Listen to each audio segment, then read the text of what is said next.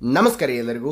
ಚಪಾತಿಗಳನ್ನು ನೀವು ದಿನನಿತ್ಯ ಮಾಡ್ತಿರ್ಬೋದು ರೀ. ಆದ್ರೆ ಯಾವಾಗರೇ ಮದುವೆಗೆ ಹೋದಾಗ ಅಥವಾ ಎಲ್ಲರೇ ಒಂದೊಂದು ಕಡೆ ಭಾಳ ಸಾಫ್ಟಾಗಿ ಲೇಯರ್ ಅಂದ್ರೆ ಪದರ ಆಗಿರುವಂತಹ ಚಪಾತಿಗಳನ್ನ ತಿಂದಿರ್ತೀರಿ. ಇವು ಹೆಂಗೆ ಮಾಡ್ಯಾರು ಅಂತೇಳಿ ಅನ್ನಿಸ್ತಿರ್ತದೆ ರೀ.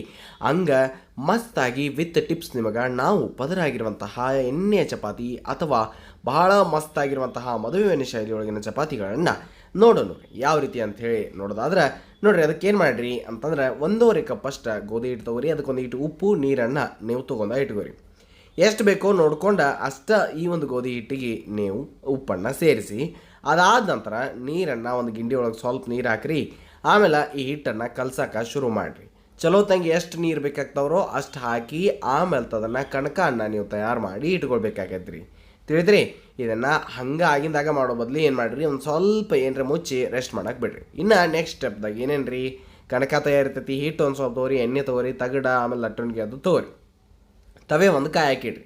ಅದಾದ ನಂತರ ಸ್ವಲ್ಪ ಎಣ್ಣೆಯನ್ನು ಆ ಒಂದು ಕಣಕಕ್ಕೆ ಹಚ್ಚಿ ಅದನ್ನು ಮತ್ತೊಮ್ಮೆ ಕೈಯಿಂದ ಚಲೋತ್ನಂಗಿ ಮೆದ್ಕೋರಿ. ಅಂದ್ರೆ ಸಾಫ್ಟ್ ಆಗಿಬಿಡ್ತೈತ್ರ ಅದು ಏಕದಮ್. ಈಗ ಅದರಾಗಿಂದ ಒಂದು ಉಳ್ಳಿಯನ್ನು ತಕ್ಕೊಂಡು ನೀವು ಚಪಾತಿಗಳನ್ನು ಮಾಡ್ಕೊಳ್ಬೇಕ್ರಿ. ಉಳ್ಳಿಯನ್ನು ಪೇಡೆಗನ್ನಾಗಿ ಮಾಡಿ ಸ್ವಲ್ಪ ದೊಡ್ಡದು ಮಾಡಿರಿ. ಅದಾದ ನಂತರ ಏನು ಮಾಡಿರಿ, ಇದಕ್ಕೆ ಏನು ರೀ ಹಿಟ್ಟಿರ್ತದಲ್ಲ ಅದ್ರಾಗ ಎದ್ದು ತೊಗೊಂಬರ್ರಿ. ಬರೀ ಹಿಟ್ಟನ್ನು ಹಚ್ರಿಗೆ ನೋಡಿ. ಇದಾದ ನಂತರ ಅದನ್ನು ಸ್ವಲ್ಪ ಲಟ್ಸುನು ಚೆನ್ನಾಗಿ ಈ ರೀತಿಯಾಗಿ ಲಟ್ಸಿದ ನಂತರ ಅರ್ಧ ಎಣ್ಣೆಯನ್ನು ಹಚ್ಚಬೇಕು. ಅರ್ಧ ಕಡೆ ಹಿಟ್ಟು ಉಳಿದಿರ್ತೈತೆ ರೀ. ಅರ್ಧ ಎಣ್ಣೆ ಅರ್ಧ ಹಿಟ್ಟು ಹಚ್ಚಿ ಈ ರೀತಿ ಮಡಿಚಿ ಮತ್ತು ಹಂಗೆ ಸೇಮ್ ಮಾಡಿ ಅದನ್ನು ಕೈಯಿಂದ ಒತ್ತರಿ. ಇದಕ್ಕೆ ಏನು ಮಾಡಿರಿ, 3 ಮೂಲಿ ಚಪಾತಿನೂ ಅಂತ ಕರಿತಾರೆ ರೀ, ಪದರ ಚಪಾತಿ ಅಂತ ಕರಿತಾರೆ ರೀ, ಎಣ್ಣೆ ಚಪಾತಿ ಅಂತ ಕರಿತಾರೆ ರೀ. ಮೇಲೆ ಕೈಗೆ ಒಂದು ಈಟ ಎಣ್ಣೆ ಹಚ್ಕೊಂಡು ಲಟ್ಟಣಿಯಿಂದ ಚಲೋತ್ನಂಗೆ ಈ ಒಂದು ಚಪಾತಿಯನ್ನು ನೀವು ಲಟ್ಟಣಿಗೆ ಅಂತಾರೋ ಬೆಲ್ಲನ್ಗೆ ಅಂತಾರೋ ನೋಡಿರಿ, ಅದನ್ನು ನೀವು ಬೇಲಕ್ಕೆ ಅಥವಾ ಏನು ಮಾಡಿರಿ ಲಟ್ಸಕ್ಕೆ ಶುರು ಮಾಡಬೇಕಾಕೈತೆ ರೀ. ಈ ರೀತಿಯಾಗಿ ದೊಡ್ಡದಾಗಿ ಚಲೋತ್ನಂಗೆ ಎಲ್ಲಿ ತಿಳು ಅನಿಸ್ತಿರ್ತದೆ ಅಲ್ಲಿ ಒಂದು ಸ್ವಲ್ಪ ತೀಡಿಬಿಡ್ರಿ. ತವೆಯನ್ನು ಕಾಯ್ಕಿಟ್ಟಿರ್ತಿರಲ್ಲ, ಒಂದೇ ಸಲ ಎಣ್ಣೆ ಬಿಡ್ರಿ, ಮುಂದಿನ ಸಲ ಹೊಡಿಲ್ಲ ಅಂದ್ರೂ ನಡೀತೈತಿ. ಸ್ವಲ್ಪ ಎಣ್ಣೆಯನ್ನು ಹಾಕಿ ಈ ತಗಡನ್ನು ಅಥವಾ ಈ ಶೀಟನ್ನು ಡೈರೆಕ್ಟ್ ಹೋಗಿ ತವೆ ಮೇಲೆ ಬಿಟ್ರಿ ಅಂತಂದ್ರೆ ಚಪಾತಿ ಚಲೋತ್ನಂಗೆ ಬಿಟ್ಕೊಂಡು ಬರ್ತೈತಿ. ಆಮೇಲೆ ನೀವು ಅದನ್ನು ಏಕದಮ್ ಪದ್ಧತಿಯಾಗಿ ಬೇಯಿಸಿ ತೊಗೊಳ್ಬೋದು ರೀ. ತಿಳ್ತಿರಲ್ಲ, ಈ ರೀತಿಯಾಗಿ ಪದರಾಗಿ ಚೆಂದಂಗೆ ಬರ್ತೈತೆ ರೀ. ಏಕದಮ್ ಸಾಫ್ಟ್ ಆಗಿರುವಂಥ ಚಪಾತಿ ರೀ. ಯಾವುದೇ ರೀತಿಯ ಪಲ್ಯಗಳಿಗೆ ಅಥವಾ ನೀವು ಯಾವುದ್ರ ಜೊತೆ ತಿನ್ನತ್ತಿರ್ತೀರೋ ಆವಾಗ ಅದು ಇನ್ನಷ್ಟು ಚಲೋ ಅನಿಸ್ತೈತೆ. ಯಾಕಂತಂದ್ರೆ ಚಪಾತಿ ಲೇಯರ್ ಆಗಿರೋದ್ರಿಂದ ಮತ್ತು ಸಾಫ್ಟ್ ಆಗಿರೋದ್ರಿಂದ ನೀವು ಬೇಕಂದ್ರೆ ಅಬ್ಸರ್ವ್ ಮಾಡಿ ನೋಡಿರಿ. ಆಮೇಲೆ ಸೇಮ್ ಹಾಗೆ ಎಲ್ಲ ಉಳ್ಳಿಗಳನ್ನ ಹಿಟ್ಟಿನಾಗ ಈ ರೀತಿಯಾಗಿ ಎದ್ದುದು ಆಮೇಲೆ ಅದನ್ನು ಕೈಯಿಂದ ಸ್ವಲ್ಪ ಒತ್ತಿದಂಗೆ ಮಾಡಿ ಲಟ್ಸಕ್ಕೆ ಶುರು ಮಾಡೋದು. ಇನ್ನೊಂದು ಹೇಳ್ಬೇಕ್ರಿ ಅಂತಂದ್ರೆ ಇದನ್ನು ನೀವು ಬರೀ ಹಿಟ್ಟಿನ ಚಪಾತಿ ಅಂದರೆ ಹಿಟ್ಟು ಹಚ್ಚಷ್ಟೇ ಮಾಡೋರಿದ್ರೆ ಮಾಡ್ಕೊಳ್ಬೋದು. ಎಣ್ಣೆ ಹಚ್ಚೋ ಅವಶ್ಯಕತೆ ಇಲ್ಲ.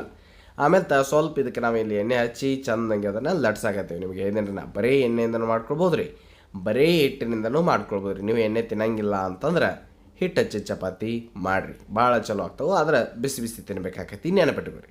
ಹಿಂಗೆ ನೀವು ಎಲ್ಲ ಚಪಾತಿಗಳನ್ನ ಏನು ಮಾಡತ್ತಿರ್ತೀರಿ ಅದನ್ನು ಲಟ್ಟಿಸ್ಬೇಕು, ಚೆಂದಂಗೆ ಬೇಯಕ್ಕೆ ಹಾಕಬೇಕು. ಒಂದು 2 ರಿಂದ 3 ಸಲ ಮಾಡಿ ನೀವು ಆ ಕಡೆ ಈ ಕಡೆ ಅಂದ್ರೆ ಮ್ಯಾಲ ಕೆಳಗೆ ಮಾಡಿ ಬೇಯಿಸಿದ್ರಿ ಅಂತಂದ್ರೆ ಚಪಾತಿ ಚೆಂದಂಗೆ ಉಬ್ಬಿ ಬರ್ತೈತಿ ಮತ್ತು ಚಲೋತ್ತಂಗಿನೂ ಆಗ್ತೈತಿ ರೀ. ಅದು ಏಕದಮ್ ಲೇಯರ್ ಆಗಿನೂ ಬರ್ತೈತಿ ರೀ. ಅದಕ್ಕೆ ನೀವು ಟೈಮ್ ಕೊಡಬೇಕಾಗೈತೆ ಅಷ್ಟೇ, ಮತ್ತೇನೂ ಇಲ್ಲ. ಈ ರೀತಿಯಾಗಿ ತಿರುಗಿಸ್ತೀರಿ, ಕೈಯಿಂದ ಹಾಕ್ತೀರಿ, ಕೈಲಿ ಹಾಕಿರಿ, ಕಡತಾರ ತೊಗೊಂಡು ತಿರುಗಿಸ್ತಿದ್ರೆ ಕಡತಾರ ತೊಗೊಂಡು ನೀವು ಆ ಮೇಲೆ ಕೆಳಗೆ ಮಾಡಿ ಹಿಂಗೆ ಮಾಡಿ ಈ ಚಪಾತಿಗಳನ್ನ ನೀವು ಬೇಯಿಸಿ ತಕ್ಕೊಂಬಿಟ್ಟಿರ್ತಿದ್ರಿ. ಇನ್ನು ಉಳಿದಿದ್ದ ಎಲ್ಲ ಚಪಾತಿಗಳನ್ನು ಸೇಮ್ ಮಾಡ್ಕೋತಿರೋ ಅಥವಾ ಬೇರೆ ಮಾಡ್ತಿರೋ ನೋಡಿರಿ. ಹಿಂಗೆ 2 ಉಳ್ಳಿ ಮಾಡ್ಕೊಂಡು ಒಂದ್ರ ಮೇಲೆ ಒಂದಿಟ್ಟು ಮಾಡ್ಬೋದು ರೀ. ಅದನ್ನು ಸಹ ನಾವು ಈಗಾಗಲೇ ನಮ್ಮ ಚಾನಲ್ದಾಗ ಹೆಂಗೆ ಮಾಡೋದು ಅಂತೇಳಿ ತೋರಿಸ್ಕೊಟ್ಟಿದ್ದೀವಿ. ಇಲ್ಲಿ ಒಂದ ಉಳ್ಳಿಂದ ಮಾಡಿ ತೋರ್ಸಕತ್ತೀವಿ. ಆದ್ರೂ ಪದರಾಗಿನ ಬರ್ತಾವೆ, ಹಂಗೆ ಮಾಡಿರೂ ಪದರಾಗಿನ ಬರ್ತಾವೆ ನೋಡಿರಿ. ನಿಮಗೆ ಯಾವುದು ಈಸಿ ಆಗ್ತೈತೋ ಅದು ಮಾಡಿ. ನಾನು ಸ್ವಲ್ಪ ಅದಕ್ಕೆ ಎಣ್ಣೆ ಹಚ್ಚಿ ಚೆಂದಂಗೆ ನೀವು ಲಟ್ಸಿದಾದ ನಂತರ ಬೇಯಿಸ್ರಿ. ಬೇಯಿಸುವಾಗ ಏನು ಲಕ್ಷ ಕೊಡ್ರಿ, ಭಾಳ ಹೊತ್ತಕ್ಕೆ ಬಿಡಬೇಕು ಹೋಗ್ಬೇಡ್ರಿ. ಅಂದ್ರೆ ಒಂದು ಹೊತ್ತು ಚಾನ್ಸಸ್ ಇರ್ತೈತೆ ರೀ, ಇನ್ನೊಂದು ಅದು ಕಡಕಾಗೋ ಚಾನ್ಸಸ್ ಇರ್ತದೆ. ನಿಮಗೆ ಸಾಫ್ಟ್ ಆಗಿರುವಂಥ ಚಪಾತಿ ಬೇಕಾಗಿದ್ದಾವೆ, ಲೇಯರ್ ಆಗಿರುವಂಥ ಚಪಾತಿ ಬೇಕಾಗಿದ್ದಾವೆ ಅಂದ್ರೆ 2 ರಿಂದ 3 ಸಲ ತಿರುಗಿಸಿದ ಆದ್ಮೇಲೆ ಉಬ್ಬಿತು ಅಂತಂದ್ರೆ ಚಪಾತಿಯನ್ನು ತೆಗೆದುಬಿಡ್ರಿ. ಇಲ್ಲ ಅಂತಂದ್ರೆ ಅದು ಹೊತ್ತಿ ಬಿಡ್ತೈತಿ, ಇಲ್ಲ ಆಮೇಲೆ ಬಿರುಸಾಗ್ತೈತಿ ರೀ. ತೀತ್ರಿ ಅದಕ್ಕೆ ಪದ್ಧತಿಯಾಗಿ ಲಕ್ಷ ಕೊಟ್ಟ ಸಮಾಧಾನಲೆ ಈ ಚಪಾತಿಗಳನ್ನ ನೀವು ಬೇಯಿಸಿ ತೆಗಿಬೇಕಾಕೈತ್ರಿ. ಈಸಿಯಾಗಿರುವಂಥ ಚಪಾತಿ ಐತ್ರಿ, ಏನೂ ಇಲ್ಲ. ಭಾಳ ಸಿಂಪಲ್ಲಾಗಿ ನಿಮಗೆ ತೋರಿಸಿದ್ದೀನೋ ಅಂಥದ್ದೇನು ರಾಕೆಟ್ ಸೈನ್ಸ್ ಇದ್ದಿದ್ದಿಲ್ಲ ರೀ ಇದ್ರಾಗ. ನೋಡಿ ಹಿಂಗೆ ಮಾಡಿ ಮದುವೆ ಮನೆಯೊಳಗೆ ಹೆಂಗೆ ರೀ ಅಂತಂದ್ರೆ ಅವ್ರು ಚಲೋ ತಂಗಿ ಈ ರೀತಿಯಾಗಿ ಕಟ್ ಮಾಡಿ ಕೊಟ್ಟಿರ್ತಾರೆ ರೀ ಎಲ್ಲರಿಗೂ. ಈ ರೀತಿ ಮೊದಲು ಕಟ್ ಮಾಡೇನೆ ಇಟ್ಟಿರ್ತಾರೆ, ನೋಡಿರ್ಬೋದು. ಇದರ ಜೊತೆ ನೀವು ಯಾವುದೇ ರೀತಿಯಾಗಿರುವಂತಹ ನಾರ್ಮಲ್ ಆಗಿರುವಂತಹ ಪಲ್ಯಗಳು ಅಥವಾ ಯಾವುದೇ ರೀತಿಯಂತಹ ಗ್ರೇವಿಗಳು ಇನ್ನಷ್ಟು ಚಲೋ ಅನ್ನಿಸ್ತಾವ್ರಿ. ಬೇಕಂದ್ರೆ ಒಂದು ಸಲ ನೀವು ಮಾಡಿ ನೋಡಿರಿ ಪದರಾಗಿ. ಹಾಗೆ ಅವನ್ನ ಈ ರೀತಿಯಾಗಿ 4 ಭಾಗ ಕಟ್ ಮಾಡ್ತಿರೋ 2 ಮಾಡ್ತಿರೋ ನೋಡಿರಿ. ನಿಮಗೆ ತೋರಿಸೋ ಸಲುವಾಗಿ ಅಂದ್ರೆ ಮದುವೆ ಮನೆಯೊಳಗೆ ಹೆಂಗೆ ಇರ್ತಾವಂತ ತೋರಿಸೋ ಸಲುವಾಗಿ ಕಟ್ ಮಾಡೋದು ಬಿಟ್ಟರೆ ಮತ್ತೇನಿಲ್ಲ ರೀ. ಅದರ 4 ಪದರಗಳನ್ನ ನೀವು ನೋಡ್ಬೋದು. ಎಷ್ಟು ತಿಳುವಾಗಿ ಆ ಬೆರಳು ಸಹ ಕಾಣಕತ್ತಾವ್ರಿ. ಅಷ್ಟು ಮಸ್ತಾಗಿರುವಂತಹ ಏಕದಮ್ ಪದ್ಧತಿಯಾಗಿರುವಂಥ ಈ ರೀತಿಯಾಗಿರುವಂತಹ ಪದರ ಚಪಾತಿ ಅದು ಇದ್ದು ಅಂತಂದ್ರೆ ರುಮಾಲಿ ರೊಟ್ಟಿ ಆ ರೊಟ್ಟಿ ಅದು ಎದಕ್ಕೆ ಬೇಕ್ರಿ, ಎಲ್ಲದಕ್ಕಿಂತ ಬೆಸ್ಟ್ ರೊಟ್ಟಿ ಅಂಥೇಳಿ ನಿಮಗೆ ಅನಿಸ್ತೈತೆ ರೀ. ಅಷ್ಟು ಸಿಂಪಲ್ ಆಗಿ ಮಾಡುವಂಥದ್ದು ರೀ. ಎಲ್ಲರೂ ಸಹ ಮಾಡ್ಕೊಳ್ಬೋದು ರೀ, ಭಾಳ ಜಂಜಾಟಿಲ್ದ ಮಾಡ್ಕೊಳ್ಳೋವಂಥದ್ದು ರೀ. ಹಾಗಾದ್ರೆ ಈ ಒಂದು ಸಾಫ್ಟ್ ಆಗಿರುವಂತಹ ಪದರ ಆಗಿರುವಂತಹ ಚಪಾತಿಯನ್ನು ನೀವು ಟ್ರೈ ಮಾಡಿರಿ. ನಿಮ್ಮ ಫ್ರೆಂಡ್ಸ್ ಫ್ಯಾಮಿಲಿ ಎಲ್ಲರಿಗೂ ಯಾರಿಗೆ ಚಪಾತಿ ಮಾಡೋಕೆ ಬರಲ್ಲ ಅವರಿಗೆ ಶೇರ್ ಮಾಡಿರಿ ಅಂತ ಹೇಳ್ತಾ ನೆನಪಿರಲಿ, ಇದು ಸವಿರುಚಿಯ ಸೊಬಗು ಅನ್ನದಾತ ಸುಖೀ ಭವ. ಧನ್ಯವಾದಗಳು, ನಮಸ್ಕಾರ.